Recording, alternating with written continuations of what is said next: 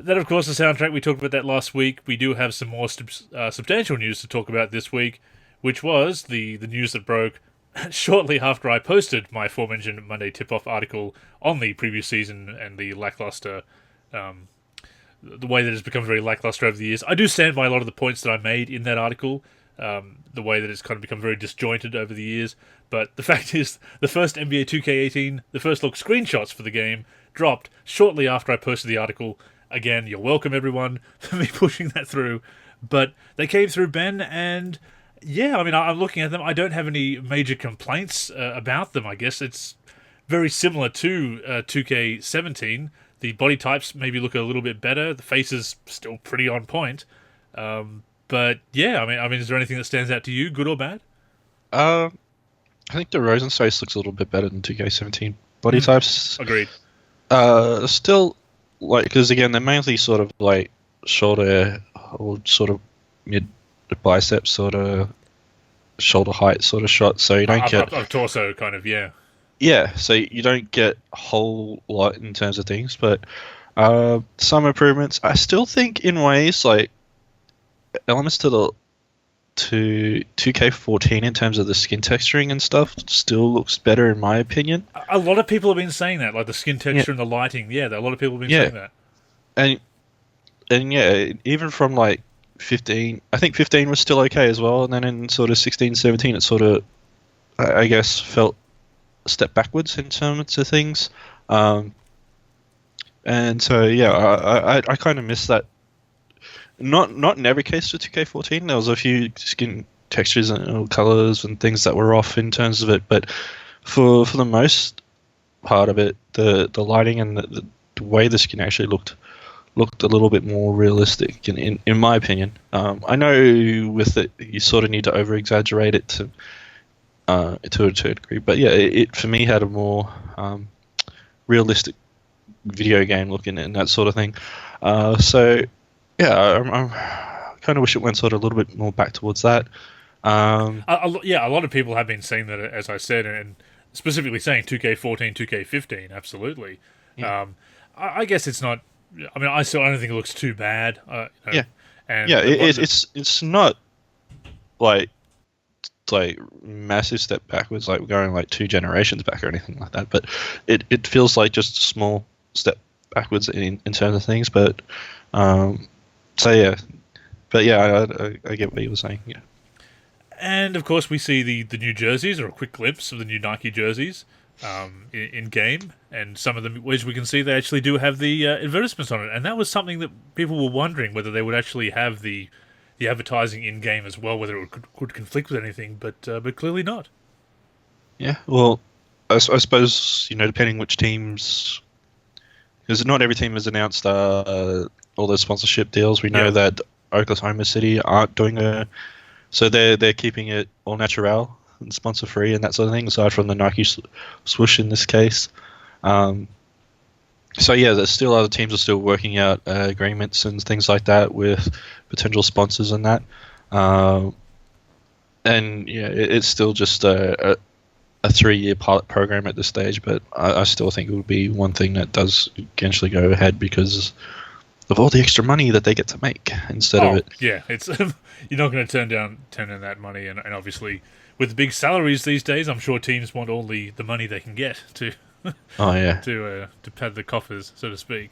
So we also see that the 3 screenshots were DeMar DeRozan, Paul George, and Isaiah Thomas. They were all members of Team 2K. So, and of course, Paul George last year's cover player, DeMar DeRozan this year's Canadian cover player.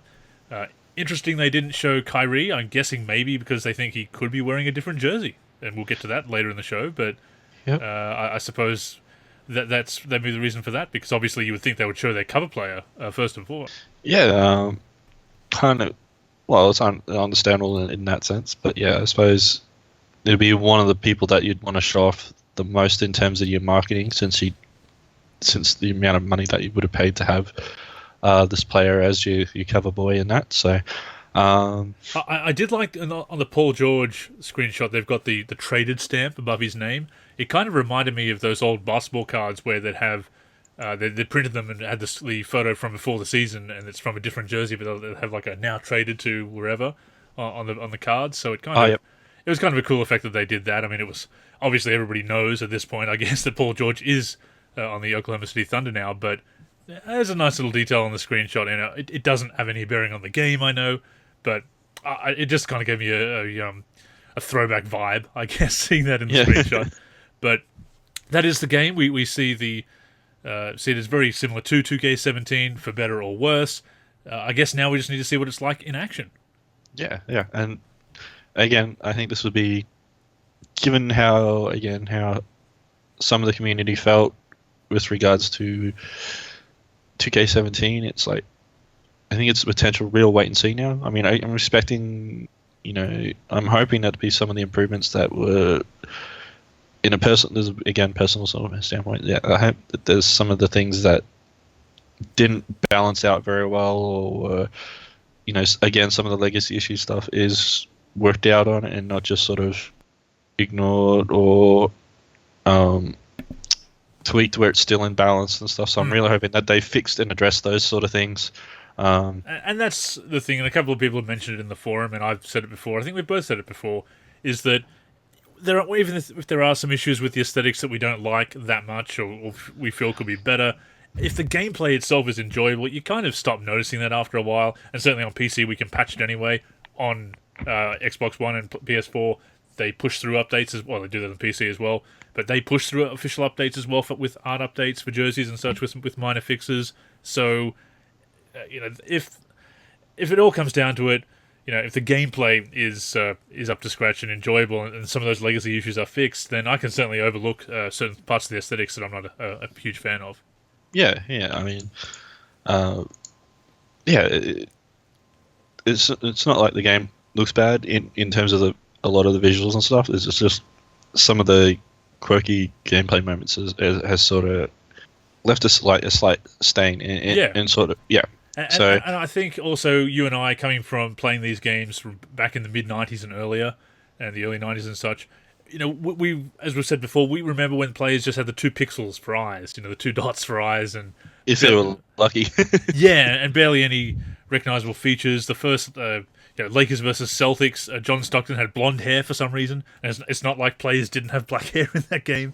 So details. We remember games where the details were nowhere near like we're seeing now, and we're in the middle of a generation, so as you said, it's not like we've gone back a couple of generations or anything. It's not PS2 graphics, and we're not going to see that big jump like we did from 2K13 to 2K14 next gen, or current gen as it is now. So yeah, but it is what it is, and I suppose we'll see more screenshots coming soon, and hopefully gameplay footage as well.